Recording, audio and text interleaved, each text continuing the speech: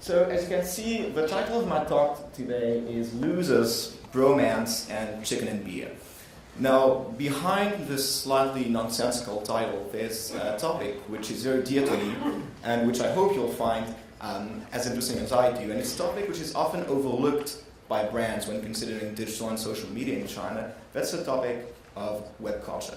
So what I'm going to try to do in the next 30 minutes or so is try to kind of adopt a different perspective in looking at social media and digital in China, perhaps adopting a more sociological, anthropological point of view, and showing how brands can use web culture both to understand their market and to create brand content.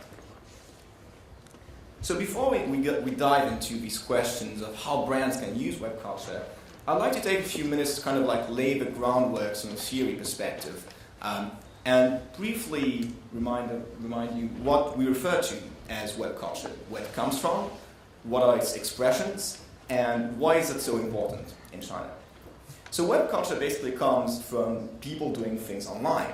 So sharing information, sharing content, engaging in discussions, and most importantly, creating content. So all these three types of online actions collectively create what we refer to as web culture.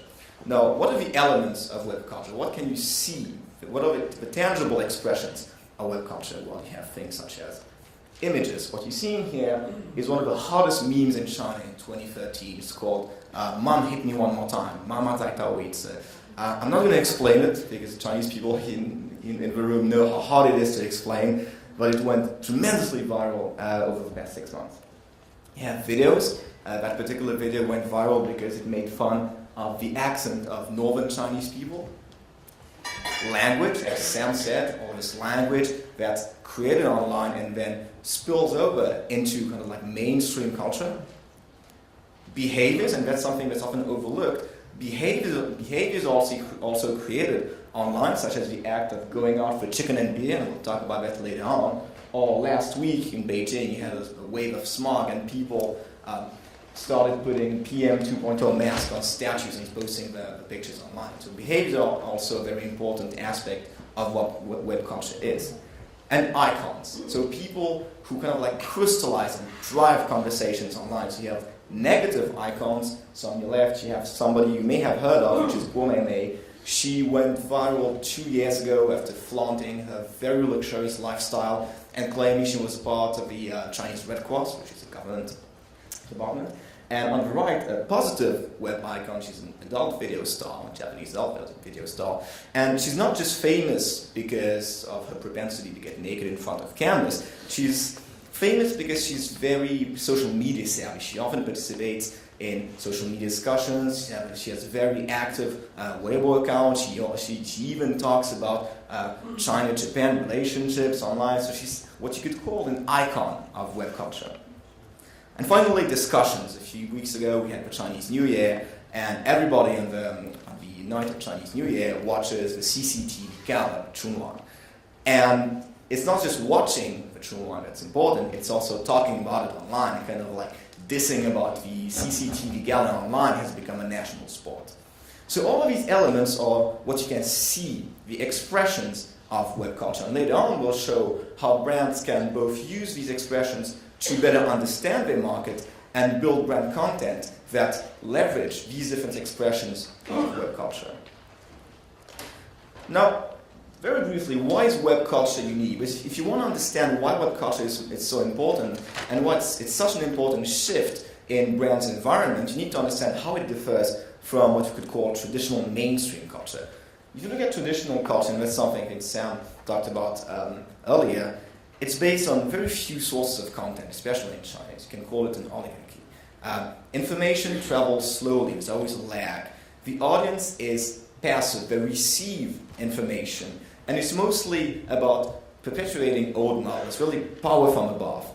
Web culture, on the other hand, has an infinite number of content sources. Whatever you're looking for, you'll find something online that provides you content about that. It's completely decentralized. Information travels instantly, which means that web culture is always up to date on market realities. The audience both receives and creates content. And that may seem like a point of semantics, but it's extremely important if you want to understand how this whole web culture thing affects the way you produce brand content. It means you need to produce brand content that's not only great from the point of view of a receiver, but that can also prompt people to action. And then finally, especially in China, because web culture is so democratic, because anybody can create content online, web culture is as close as you will get to, let's say, like a man on the street opinion. It really reflects what people think on the ground. It's a great reflection of grassroots opinion, and this is especially true in China, where there are very few other outlets for free expression. And in China, what's interesting with web culture is that web culture really shakes up the status quo. It goes against a lot of the things that were considered mainstream. And that's actually interesting because when talking to clients, a lot of the clients go into the Chinese market with a very simplistic view of Chinese mindset and philosophy, etc. And actually, a lot of these elements of web culture go against what was up to now considered mainstream. So, for example, here I have 3 examples. The first one is the rise of female bachelors. And I think the last year, we've seen more and more women online kind of like asserting their status as female bachelors, going, you know what, I'm single, I'm proud of it, and I'm not going to conform to what society expects of me as a woman. Then you have this practice of leasing online frustration. That's a very hard term to translate, the term 吐槽. But it's basically the practice of going online and complaining about absolutely anything. It's releasing pent-up frustrations.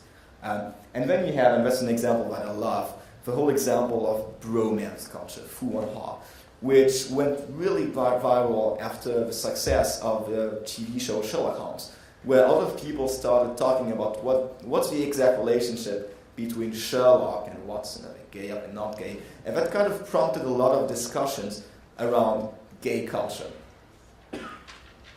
Now then, why is web culture so important in China? Because web culture is important in any country, but it's our belief at LabRand, and if you look at the data, data will confirm this, that web culture is much more important in China than abroad. And here, there are 2 very simple reasons. One, if you look at the breakdown of media time between China and the US, you can clearly see that Chinese people spend more time online, be it on desktop or on mobile. So right here, reason number 1, people simply spend more time online. So web culture is going to be more interesting, more important. But, and that's perhaps the most important point, because when we talk about digital in China, we talk about how many netizens, how many social media users, etc. But the other aspect that's interesting is to see that engagement is also much higher than what you can see in the Western world. So I think it was a couple of years ago, JWT asked 2 questions to young Chinese people between 20 and 30. And they asked them, do you live at least part of your life online? And 86% of respondents said yes. That's twice the proportion in the US. And then they asked, do you have a parallel life online? And 61% of respondents said yes, only 13% in the US. So this goes to show that in China, the web is disproportionately important in driving debate, allowing people to express themselves, and setting the tone of popular debate. Now, let's dive into what's more interesting to you guys, that is how your brands can use web culture. And there are 2 ways your brands can use web culture. 1 is for marketers' insights, understanding your market, and 2 is to create brand content. So if you want to understand why web culture is so great, if you want to understand the market, you need to understand the challenges of market research in China. And that's something I should know because it's something that my company does, and I've been involved in lots of focus groups and IPIs and other types of non-conventional research. And market research in China is tremendously challenging. It's very hard. It's a huge market. It's a fragmented market, not just fragmented from a geographical point of view, but from a social point of view, generational point of view. So if you want to get an accurate perception of what your customer base thinks, the amount of research you need to do is just staggering. You have a lot of cultural barriers, and we've been in a lot of focus groups where you ask people, why did you buy this bag? And they're going to give you an answer which, from their point of view, makes sense, but you know it's simply not the real reason for which they did that. It changes extremely fast, which means that whatever you measured 6 months ago may not even be valid today, so you need to have research tools that are always up to date. Data is often is often not reliable, and we often go into client meetings, see the data, and instantly we know this data is not right. It doesn't make sense at all. Anybody who spent time in China knows it doesn't make sense. And for a lot of Western brands, they're trying to analyze a market from which they're effectively very far. It's hard to understand the Chinese market if you are in Paris and New York. So all in all, I think that there's a need for brands to adopt new types of research tools. And looking at web culture is precisely one of the research tools that can help brands better understand the Chinese market. And here I'd like to introduce a new term. It's not a term that I've created, but it's a term to grok. To grok is a term that was introduced by Robert Heinlein in his science fiction novel, A Stranger in a Strange Land. In this novel, you have somebody who was raised in Mars who comes to Earth and tries to integrate into Earth culture. And he tries to understand the culture of Earth. And he invests this term, which is a Martian term, to grok. To grok means that you understand something so thoroughly that the observing becomes part of the observed. It's to the ultimate level of understanding. I see somebody doing something, I see somebody buying an LV bag, and I don't only know where she bought it, I don't really have a stated reason. I know exactly why. I know deep down why this person did this. And web culture, if you ask me, really allows you to grok China, because it goes to the very essence of what Chinese people are thinking. It's highly reliable, it's measurable, it's spontaneously created by netizens, it's granular, it's always up to date, that's very important, and it gives you insights instead of abstract figures. And I hope that what I'm going to show you later on will illustrate this. Web culture really makes the Chinese mindset come to life in a way that's easy to understand, even for people that are not familiar with China. So web culture allows you to understand China, in my mind, on 3 levels. At a very basic level, if you look at web culture, you can see what's hot. What are people talking about right now? Then, if you go up, web culture also shows you how people are behaving, what kinds of attitudes are they forming as a result of web culture. And if you interpret all the data right, you can have great insights about Chinese society. What are the social macro trends at play here?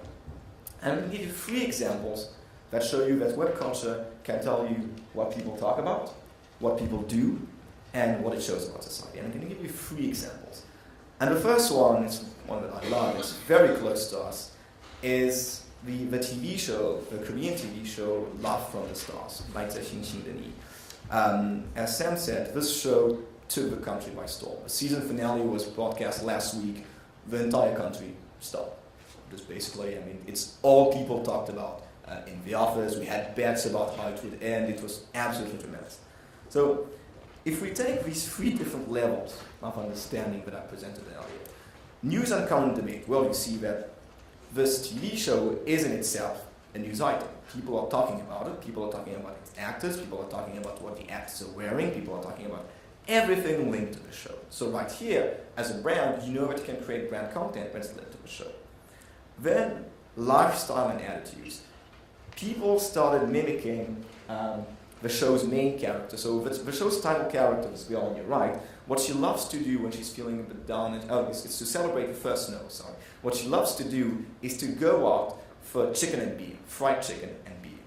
And following the success of the show, everybody now in China is going out for fried chicken and beer. There's a street in Shanghai, it's kind of like a Korean street, and you have a lot of bars that serve chicken and beer. And if you go there on the weekend now, you have to queue to get into these bars. And you have actually special chicken and beer restaurants that are popping all over the place. So here you have web culture that translates into attitudes. And then if you look at the show, if you interpret what the show shows about society, you can see that, well, one, the show deals with love. The plot of the show is that this guy on your left. He's an alien, he's a very handsome alien, and he's been on Earth for 400 years, and he's met this girl to your right, but he needs to go back to his planet. I'll spare you the details because it's fairly boring in my mind. But it's all about the search for Mr. Right, and that's always a hot button in China. But what I find more interesting is that the love is pure. And that's something that when you talk about why do you love this show, everybody says, it's pure love. There's nothing linked to material wealth, etc. And so it's something that's so removed from the experiences of the viewers. As Nicholas said earlier, love is nice in China, but effectively love is inaccessible to a lot of people. Because love, in Shanghai at least, has better come with a house and a car. Just being in love is not enough. You can't wear love, you can't eat love.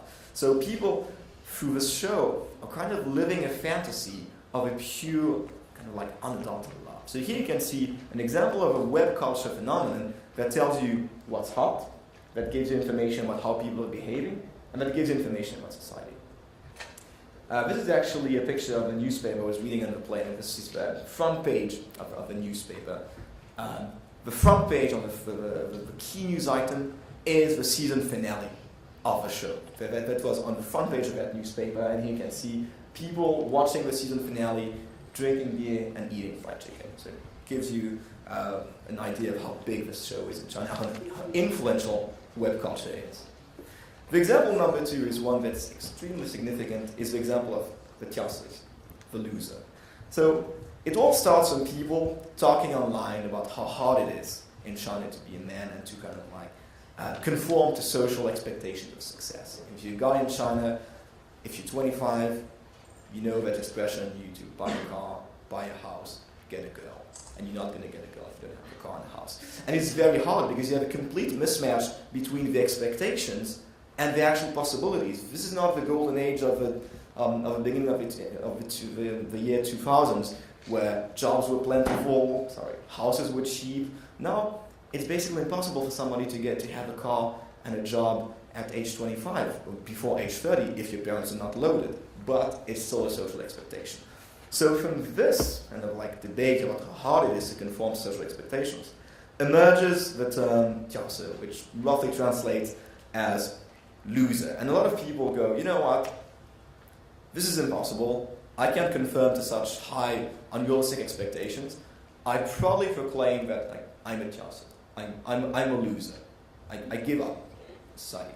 And people now are proud of saying, I'm a tiaosi. And from this kind of concept emerges the tiaosi lifestyle, based on irony, self-depreciation, a kind of like, I don't give a hell attitude towards life. And this whole idea, this whole success of the tiaosi phenomenon explains, for example, the success of the Big Bang Theory in China. Because the characters in the Big Bang Theory, they're all losers. They're all tiaosis. They're not very good looking, they're socially inept, they don't have girlfriends, but they're very lovable. And just to give you an example of how popular this show is in China, I've seen, I think, a 300% rise of the job applicants that I interview that are named Sheldon or Leonard. And then if you look at what it shows about society, the social implications of the tiaosi phenomenon are huge, because for the first time in recent memory, you have a broad share of the population that's more or less openly rebelling against standard definitions of success. People saying, you know what, I'm not doing this.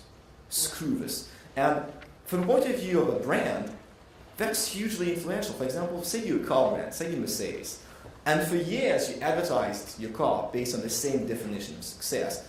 And if you look at like car ads in China, they're all the same. It's a guy driving a big car on the road at night and picking up a super hot girl. And the guy's unrealistically young, but he's super rich. And you've been doing that for 10 years, and suddenly, because of this particular phenomenon, well, that may not resonate at the moment. And the statistic that I love is like 90% of Chinese students right now are self-defined tiaosis. You ask them, are you a tiaosi? They say, yes, I am. And these are the people you can sell to tomorrow. The example number 3 is the concept of a tuha. So it all starts with people talking about the outrageous behavior of Chinese millionaires and billionaires, spending money on gold-plated cars and other superstitious items like that. And this really got a lot of online traction. And this was further fueled by the release of the iPhone 5S, which, as you know, came in gold. And the iPhone 5S, the gold iPhone 5S, was seen as like the ultimate symbol on unnecessarily gaudy consumption. So from these online discussions come attitudes. So One, the word tuhao is brought back into fashion. So tuhao was a word that was used back in the Mao era to kind of designate landowners, like local tyrants. And the word suddenly comes back to the front scene to refer to kind of like nouveau riche attitude of very conspicuous consumption. Luxury consumers, as a result, to avoid tuhao associations, move towards more low-key luxury products. So you go from the Gucci, the LV, to the Hermes and the Bottega Veneta, for example. And 2 weeks ago I was in a focus group for a luxury hospitality brand, and we were asking people about how they perceive different brands. And we asked them, do you like this brand? And the guy's answer was, I used to like it, but now I see it as a brand for tuhaos. So I don't go there anymore because this brand is just too brash, too gaudy. So I don't go there anymore. So you can see that this has very real implications on how people consume. And then you have on the other side, the kind of like the hipster tuhaos that are mimicking the tuhao attitude, but in very ironic ways, such as wearing gold bracelets, wearing a gold t-shirt to go out. And what it shows about society is that you have an increasingly big gap around between China's first wave of millionaires and billionaires and the new rising middle class, which also really sets itself apart from these kind of like old-fashioned millionaires and billionaires that are seen as really being the symbol of tasteless consumption. You can see a photo of a gold iPhone, and I bet that Apple would have liked to avoid this association with tuhaos. So all in all, you can see that web culture allows you to understand China on different levels, and that's very, very important. Now two, now that you've used web culture to understand China, you need to take action based on web culture. Now, the first thing I'd like to say is that a lot of people say, well, web culture is mostly about influencing brand content. And to this I say yes, but. Because what we see, and I'll show a few examples, is that you have a lot of brands that are taking actions that go way beyond just creating online content based on web culture. Some brands are creating products or even sub-brands that are aimed specifically, for example, at the tiaoces. You have like TV shows that are called tiaosenans, which is like tiaosa guys. It's a TV show that's produced specifically for these guys. So when you look at web culture, as a brand, you shouldn't only think about how do I integrate this into my web content at the tactical level, but you should think about how does this influence everything I do. So here, I have a few examples to show how brands are taking action based on elements of web culture. The first one is by Ctrip. So Ctrip is the #1 online travel agency in China, and I think it was a year ago. They released the Tiaosa guide to hotel booking. So it's a funny video, it's in cartoon format, where they show how hard it is to book a hotel abroad for your boss. Your boss is asking you to book a hotel abroad, and the Tiaosa has a lot of pressure. So how does the Tiaosa kind of like navigate all of this and help his boss book the perfect hotel and gain credit in the eyes of his boss? So here you have a brand specifically targeting communication at Tiaosas. Then, and that's a video that I love. I'm going to show it to you.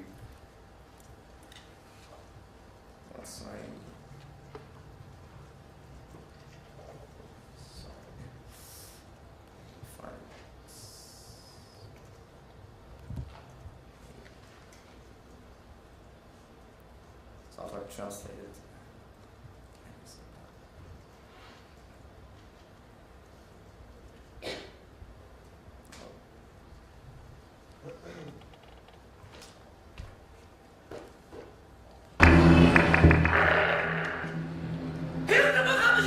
Saying, why do you look down on me? You live in a nice house. I live in a smaller car. You drive a nice car. I take the bus. You have your ways. I have my dreams. Your life is not better than mine. I'm a tiaosa. I play a computer game.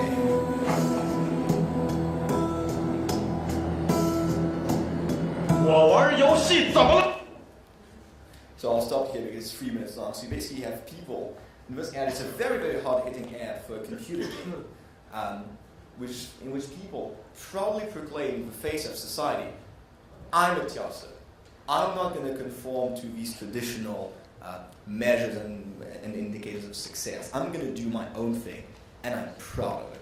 And from a marketer's perspective, and from my perspective, from a researcher's perspective, the implications of this are absolutely tremendous. So, going back to the presentation.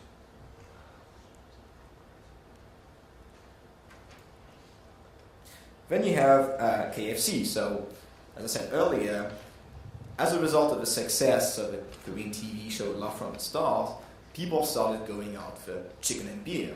So imagine this dream situation for KFC. So they started very, very, very heavily promoting their delivery service hours before the show was broadcast, was released on these web video platforms. So hours before the show was released on iQIYI, you had a blast of Weibo and Weixin messages about the home delivery service. Going, you're going to watch Love from the Stars, order a bucket of KFC. And they also asked people to, after the season finale, come into KFC stores and discuss the grand finale around chicken and beer. So you have a brand here riding the whole chicken and beer craze.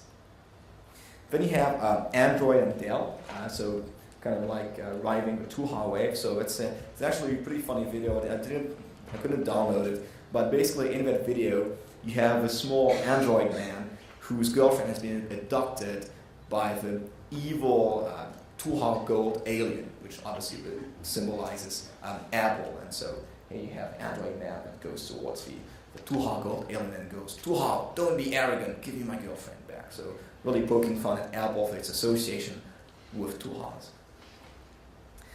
So that's a very recent one. In the past few weeks, you've had something that's gone really viral in Weibo. That is virtual girlfriends and boyfriends. So people don't like superposing drawings of their virtual boyfriends and girlfriends over real life images, and it went really, really viral. So Canon created a Weibo user-generated content based on that, asking people, if you had a virtual boyfriend and girlfriend, what would you do? And then I'll finish with that video, which I love. So you may have heard of the terms post-80s, post-90s, which are very, very important in China, because who you are in China, because the country changes so fast, is in large part defined by when you born. That's going to define the type of environment you grew up in, your values, etc. And online is where people proclaim, I'm part of this generation, I'm post-80s, I'm post-90s, and often trash the other generation. So Buick positioned its new line of cars as the car of choice for the post-80s generation, and we had a series of 10 web videos, each of them presenting 1 year of the 80s decade, in which people said, probably proclaimed their values and said, I'm a post-80s guy. So I'm going to show you the one for 84. I'll translate after that because it goes too fast. 当我们读小学的时候，读大学是不花钱的。当我们读大学的时候，读小学是不花钱的。当我们还没工作的时候，工作是分配的。当我们不挣钱的时候，房子也是分配的。似乎我们什么都没赶上。那又怎样？我们还不是有房有车有工作？拜托，机会是自找的。我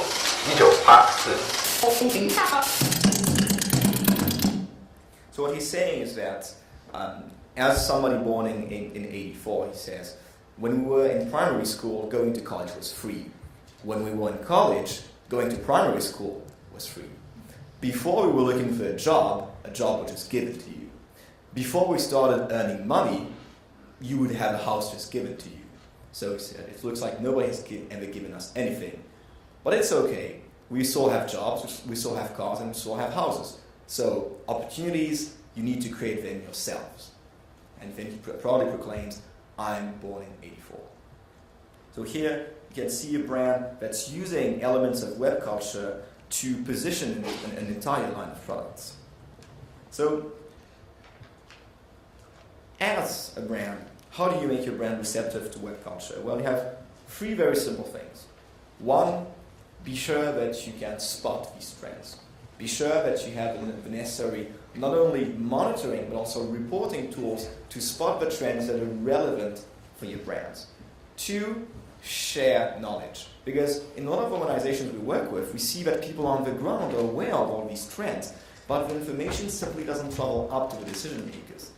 And three, be agile as a company to be able to take action very quickly. Often, all of these elements of web culture fit into a particular context. So if you want to capitalize on that, you need to be able, as an organization, to take action very quickly. So, if you have some questions.